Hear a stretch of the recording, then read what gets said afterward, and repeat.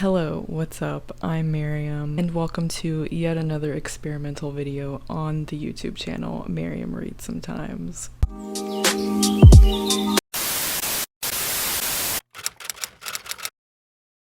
So I had this video idea at the beginning of the year, aka last month, and I had no plans of executing it anytime soon. It was just a general video idea for sometime in 2020. But I quickly realized that I am in a crisis. I have had a very rocky relationship with reading since November 2019. To be more specific, since Queen of Nothing by Holly Black came out. That book put me in the reading slump to end all reading slumps. Since November, picking up new books has not really been working out. I'll try to pick up a book that I feel like I'm in the mood for from either my bookshelf or the library, get a couple of pages or a couple of chapters in, and I just put it down because I don't care. So I've just been thinking, what could be the cure for this horrible reading slump that I am in? And the answer is always classic YA romances. So just like this video title says, in this video I will be reading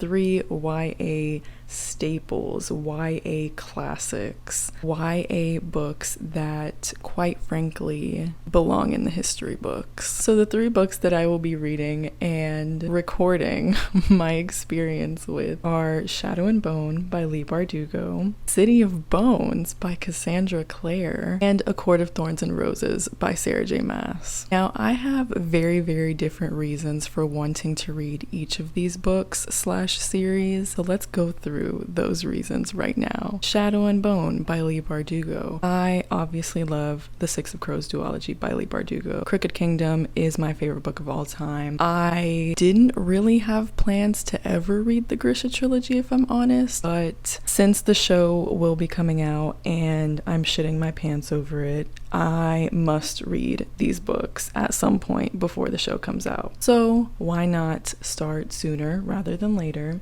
And yeah, read this book. City of Bones by Cassandra Clare. Let's just address the elephant in the room.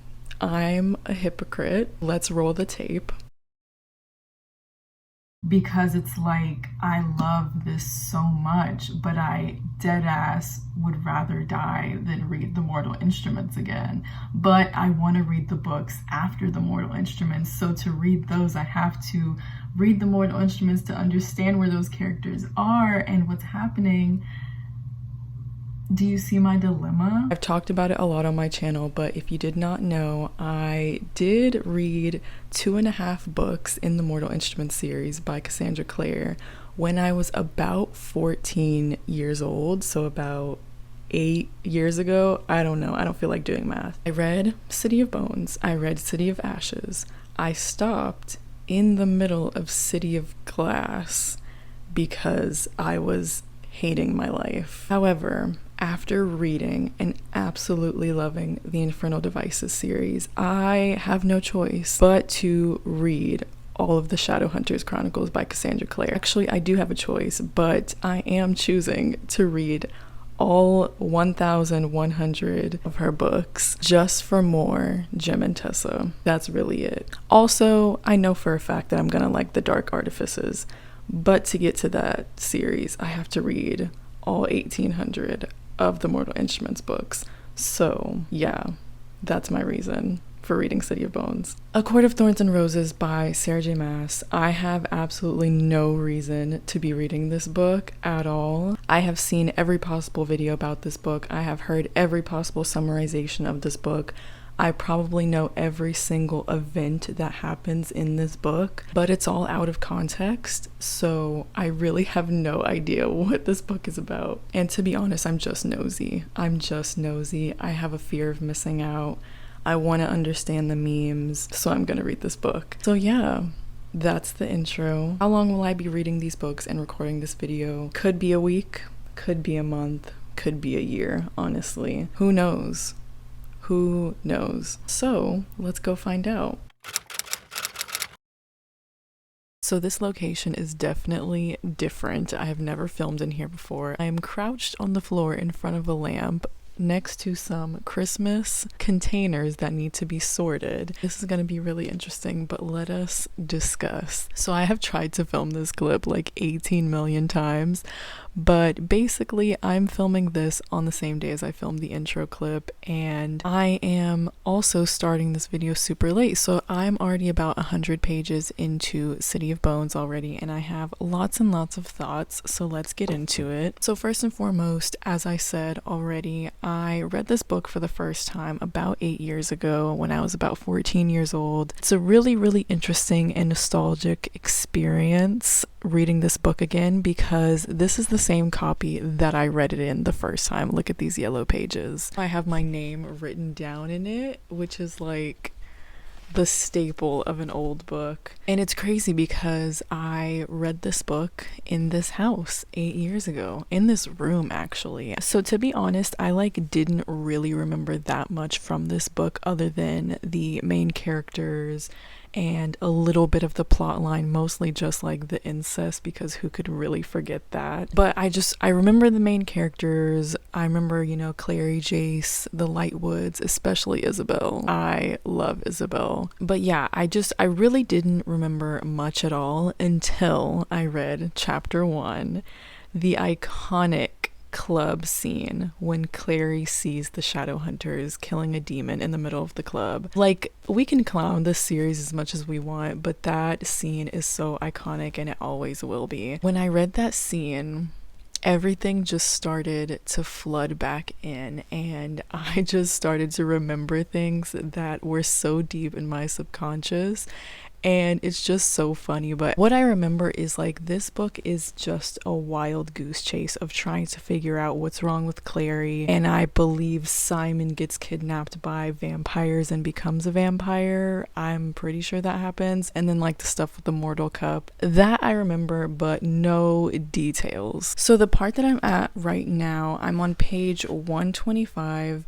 And I'm on the part where Clary, Jace, and Simon are at Luke's house, and I think they're kind of finding out that he may have betrayed Clary and her mom. I feel like I remember Luke being a werewolf, but I might be tripping. But that's the part where I'm at right now. I'm listening to the audiobook for this, which is why I've kind of gotten through it as fast as I have to this point. The only reason I'm eating this audiobook up is because it is narrated by none other than Mae Whitman, who is the voice of Katara from Avatar: The Last Airbender. That is so iconic. Anyways, I think that's all I have to update right now. I'm honestly not having a bad time. This is definitely what I needed right now. Do I care about Clary and Jace? No. Am I going to care about them? Probably not. But the Shadowhunter world is just so fun to me, and it's so fun to read about. That's all I have. I will update when I probably get a lot more into this book. We are saved. So I just finished City of Bones. What a fucking train wreck. So this book is an absolute disaster, but it is so fucking fun and entertaining. This book reminds me a lot of the teen dramas that I was watching in the early 2010s and the late 2000s. Honestly, even the early 2000s, Buffy, hello, shows like Buffy, Vampire Diaries, Gossip Girl, Pretty Little Liars, that era, that peak era of teen television. If you mixed all of those together and threw it in the oven for about 15 minutes and took it out of the oven, you would get City of Bones by Cassandra Clare. So this section of the video, I put it first because it's going to be the most anticlimactic of the video, I hope, because obviously I have read this book before and I have read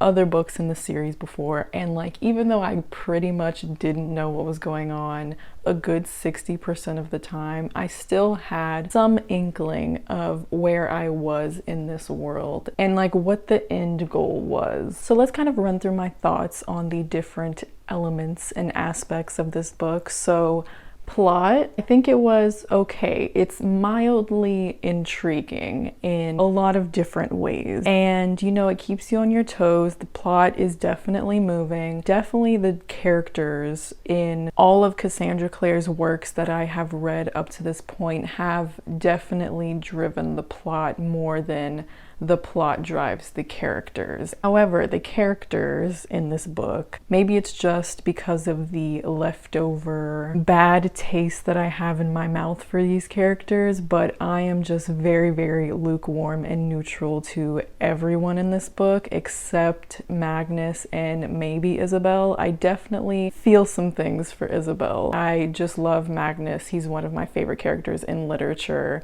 period. But other than that, I don't care. I don't love them. I don't hate them. I just am so apathetic towards them, quite frankly. I will also say I do remember Simon being a little more dorky than he actually is. He's like, I remembered him being like the stereotypical like dorky wimpy nerd, but he's actually like kind of cool. Like, he knows archery. He kind of is not completely useless when he is with them when they're in a fight with demons or something like that. I don't know. I just remembered him really differently in my head, but he's not the worst character, but I still don't care about him. Was wrong about him turning into a vampire in this book. I don't know if that's something I made up or if it's in a future book. Who knows? Guess we'll find out. But all in all, I mean, I had a fun time. Like, this was a mess, but this was the type of mess that you cannot look away from. Cassandra Clare just knew she was wrong with that end of this book when they find out from Valentine. By the way, it's Valentine's Day when I'm filming this, and it's fucked up that I had to read about Valentine telling Jason Clary that he was both of their fathers. I don't know, like,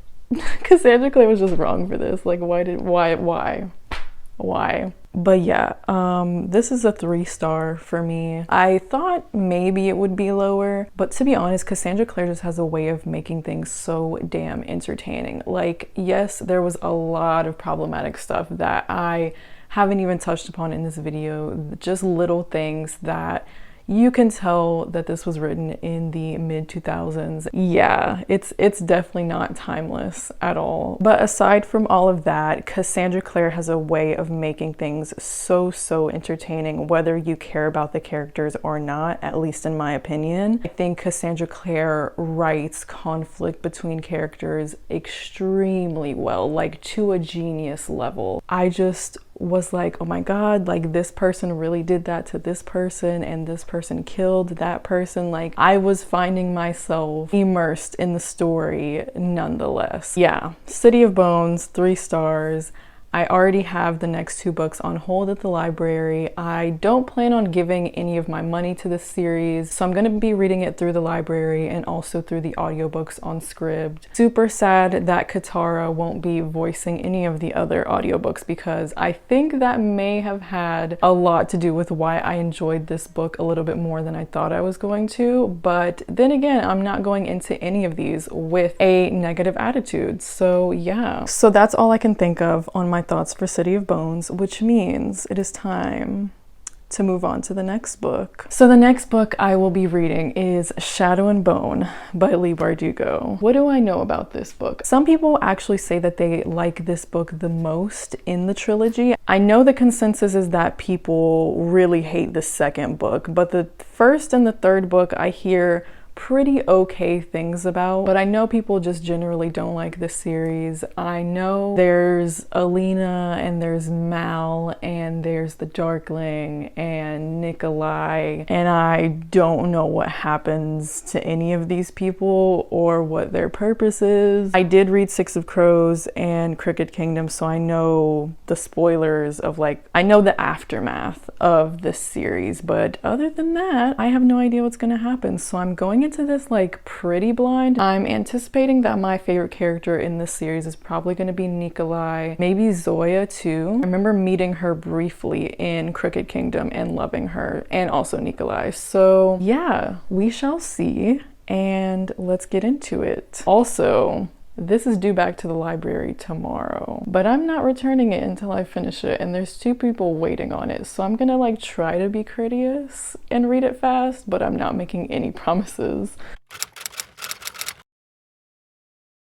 Okay, so update time. It is literally the next day and I'm almost halfway through this book. I am absolutely flying through it, and I was not anticipating for this book to be as readable and accessible as it is, just because the only thing that I've ever read from Leigh Bardugo is the Six of Crows duology, and Six of Crows itself was kind of really hard to get into, to be honest. Definitely is a better introduction to the magic system and the world that we're in, and it's just a lot more understandable than Six of Crows was. And though I still don't think you have to read this series to read Six of Crows, I definitely understand now why some people do say that like you should read it before Six of Crows. So some thoughts that I have, as of right now, I'm on page 144. These characters are so different from what I heard that they were. Obviously I'm not that far into this book, but as of right now, don't find Alina or Mal to be annoying. I actually imagined Mal to be so different. I imagined him in my head, knowing nothing about him, to be very annoying and kind of pining over Alina. And it's the complete opposite. Alina is pining over him in this book, and I find that very interesting. I really like their friendship. I love that they grew up together, and I love that they're best friends, and I'm interested to see where that's going to go, especially now that Alina is away at the palace and everything, learning how to be a Grisha. The Darkling, I was surprised that we were introduced to him so early on in the book. He was literally introduced like 30 pages in or something. I didn't really understand his role in the story before I went into this, but I do now, and I find it so intriguing. Upon his first appearance, I was kind of just like, who is this asshole? But now, the more I read and the more he shows up, I just find him so intriguing and mysterious. I don't know, I'm really into it. Like, who's surprised? I haven't physically read and finished a book in a while, so I was a little nervous, but I'm flying through this thing and I'm absolutely going to finish it today. And I'm just excited to see where everything's going to go. Okay, hello, scenery change once again, but I just like to keep y'all on your toes. So it is the next day, and I did in fact finish Shadow and Bone last night. I literally flew through this entire book in less than 24 hours. I'm just gonna come out and say it. I'm giving this book 4 stars. I enjoyed this book so much more than I ever thought that I would. For the majority of this book, I actually was leaning towards like 3 or 3.5 stars, but in the last like third of this book just took the turn that I really needed from it. I cannot in good conscience give a book 3 stars when it had me like gasping and having audible reactions when I was reading the book. So I'm not gonna lie, I'm not having a great mental health day today, so I am going to be mostly reading off of the detailed notes that I took right after finishing the book, because I knew I wasn't gonna film my clip for it until today. And when I say that I wrote detailed notes, I mean that one of my bullet points is literally a huge paragraph. So I'm just gonna read that to y'all word for word off of my laptop screen right now. So what I had to say last night at 11:40 p.m. is, a lot of what I heard about this series in comparison to Six of Crows is that Leigh Bardugo had a complete 180 change in her writing style in between the 2 series, and that they seemed like they were written by different people. But honestly, I disagree. I saw a lot of what I loved in Six of Crows in this book that are specific to her writing style, and that was mostly in the dialogue and the intensity that some of the characters exuded, aka mostly the Darkling. I think if anything, Leigh Bardugo was honestly holding back with this series and just trying to enter the industry with something that she knew would sell. If you know anything about Leigh, you know that she has a pretty dark, goth, witchy type personality, which I love about her. And I think that she really got to lean into that more with Six of Crows instead instead of the Grisha trilogy, and that is simply why it is better. The Grisha trilogy, or at least what I've read of it so far, is set in Ravka, which is decidedly less gritty and more polished than Ketterdam, and I just don't think that that is Leigh's strong suit. I just think she's better at writing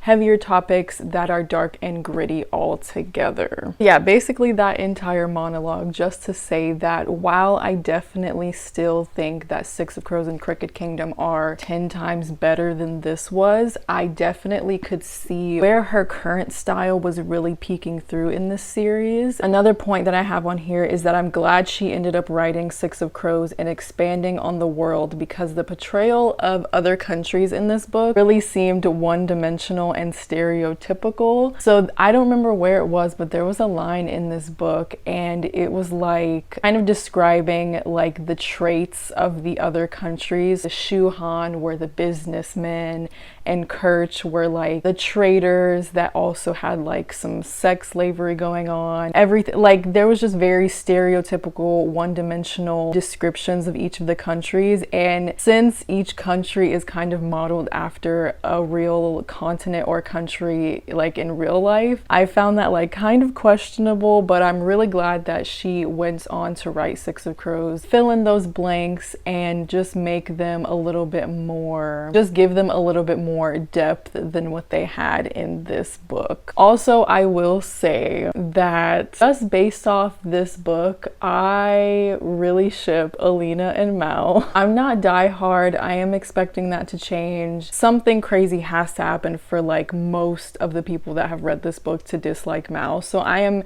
anticipating change, but I'm just saying like by the end of this book, I really ship them. There's just something about characters that have history, and like their history is just so, there's so much of it. So I just can't sit here and like deny that history and that love that's between them. So I really ship them so far, especially because of the scene towards the end where the Darkling sends Alina to Mal's prison cell that he's being held in, and he lets her spend the night there but doesn't let her inside the cell, and she has a flashback. She always rubs this scar that's on her hand, and she has a flashback during that scene of the moment that she got that scar, and it was the moment that she realized she was in love with Mal. And then it cuts back to present and Mal is kissing the scar. I fucking died inside. But it's just moments like that where I was just like, I have to give this book 4 stars. Like I really enjoyed what was going on there. I will say that I do love the Darkling as a character. I think that he brings a lot of drama and flair to the story and a lot of just style and flavor, to be honest. However, as a love interest, he's definitely dead to me. Like he's not even an option anymore. I was kind of feeling him as a love interest at the beginning, but that is just so dead right now. I have heard that there's a love square in the second book in the series, and I just don't really understand how that's even gonna happen, because I don't understand how Alina can go back to seeing the Darkling as a love interest, but we're gonna see. I don't know what's gonna happen in the rest of the series, quite honestly. I don't know how I'm gonna feel. I don't know who I'm gonna ship, but I'm definitely going to read the rest of the series very soon. I requested the second book already at the library and I'm looking forward to it. One last thing, while I was reading, I was picturing everyone in this book as who they were cast as in the show, and it just hit so differently, especially Mal. I think I might love Mal just a little bit more because Archie is so fine, and I cannot wait to see his portrayal of Mal. And also Ben Barnes, Jesse, and Archie just posted a picture this morning. I will put it right here. And I was like, wow, like this is really for me because I just finished and loved this book. Anyways, that is all that I have to say on Shadow and Bone, which means it is time to move on to the one and only A Court of Thorns and Roses by Sarah J. Maas. Now, I don't have acotar yet. I had requested it like 2.5 weeks ago from my library, and they have still not sent it to me. So I don't know what is going on, but I do have it on my Kindle. I guess I'm gonna be starting it on ebook until I can get my hands on a physical, hopefully. I don't know where this is gonna take me. I don't know what's gonna happen. I'm going into this book even more blind than the other two books because I had read City of Bones before. I was familiar with Cassandra Clare's writing, and I had obviously read Leigh Bardugo before, so I was very familiar with her writing, but I have never read one single word from Sarah J. Maas. So this is going to be exciting and interesting. Yeah, that's all I can really say for now. I will check in after I have read some of A Court of Thorns and Roses. Okay, so quick update because this video is already getting way too long, but it has been a couple of days and I am on chapter 12 of A Court of Thorns and Roses. I'm about 25% in and I'm bored out of my mind, y'all. She is at Tamlin's house and she has been at Tamlin's house for a while. A whole lot of nothing is happening and I'm just like I can smell, I can taste the reading slump coming. And since that is the opposite of what is supposed to be happening in this video, I'm not afraid to DNF this book right now. I hate to do it because this was supposed to be a full narrative of me reading and reviewing these books, but it might have to happen. I'm gonna try to get at least 50% through, but if I'm not loving it at that point, I'm gonna have to DNF. At this point right now, I have too many books that I want to read very, very soon to be wasting my time on this, quite frankly. So that is what's happening. I will update you in like 2 seconds on whether or not I actually finish this. So I have made the executive decision to DNF A Court of Thorns and Roses. As you know, I started this book on ebook. Then yesterday I picked up the physical from the library because it finally came. And so I tried to sit down and read the physical. That wasn't really working out. So I turned on the audiobook and I tried to listen to that while doing some things. I wasn't really feeling it. I was still hoping that the story would hurry up and do something. Put it on 1.5 speed, which is the highest I'm willing to go, and I still just couldn't give less of a fuck about what was going on. So therefore, as much as it pains me, except not really, I DNF'd A Court of Thorns and Roses. Now I made it about 123 pages. I stopped on chapter 14. My impression of the story to the point that I got to it was I wasn't hating it per se. I was actually really intrigued with how the story opened up and I was really feeling where it was going at the beginning. I loved the conflict that was presented with Feyre being her family's caregiver. Feyre as a character was a lot different than I had imagined her from people's descriptions of her, which is a common theme throughout this video. It was a lot tougher than I had thought she would be, though I couldn't for the life of me understand why, even with the promise that she made to her mother on her deathbed, why was she going to all of these lengths to take care of people that were not doing the same to her in return. Her family were so annoying and just really horrible. And I just couldn't really align with Feyre's logic on why she was doing all of this for her family. When Tamlin comes to finally take Feyre away to Prythian, that sequence was pretty anticlimactic for me, but still was keeping my interest, and I was really interested in where the story was going to go from there. But the beginning of Feyre's new life at Tamlin's house and just how long everything was drawn out and how much time everything was taking, it's just not what I'm in the mood for right now, and I really wasn't hating any aspect of the story, like the characters, the writing, they were all fine, but I just couldn't bring myself to care to read about another day of Feyre waking up in Tamlin's house and eating dinner with him and Lucian and trying to find a way to escape, and then coming to the conclusion that she's gonna stay there forever, and then waking up the next day just to try to escape again. Like, I just can't. I just couldn't bring myself to care one bit. Yeah, that's pretty much all I have to say about that. I didn't really get far enough into the story to have any other opinions. I'm gonna have this book for about 6 weeks if no one else has a hold on it for my library. And will I pick it back up? Maybe. But at this point, I have so many books strewn around my room from the library that I really want to get to. I have the entire Mortal Instruments series and the entire Grisha trilogy on my desk right here, and I'm really excited to read those books. So even though it really kind of messes up my narrative structure of this video, I am just not going to continue this right now, and I don't know if I ever will.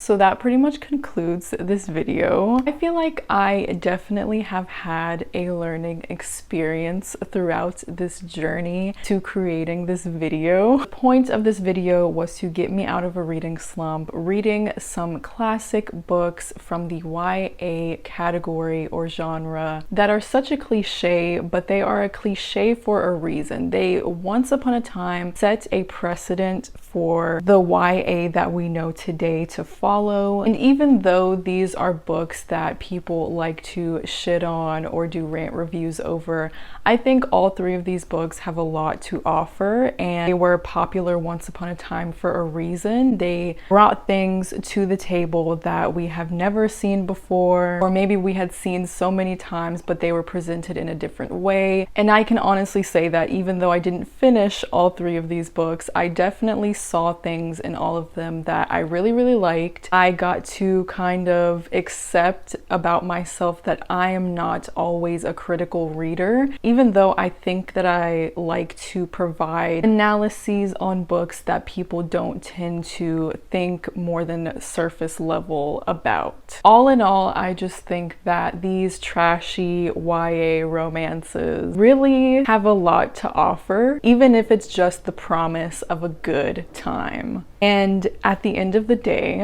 that is all that I am here for.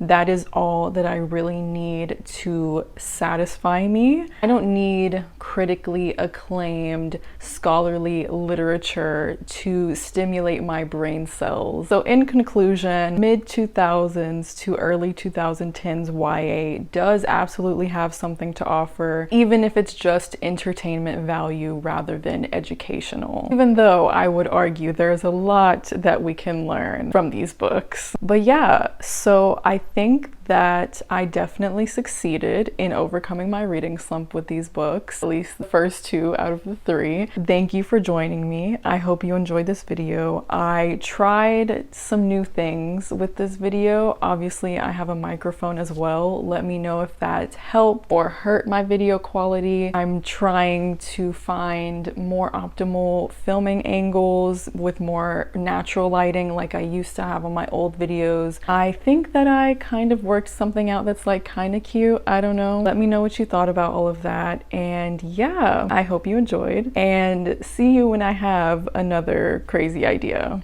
Bye.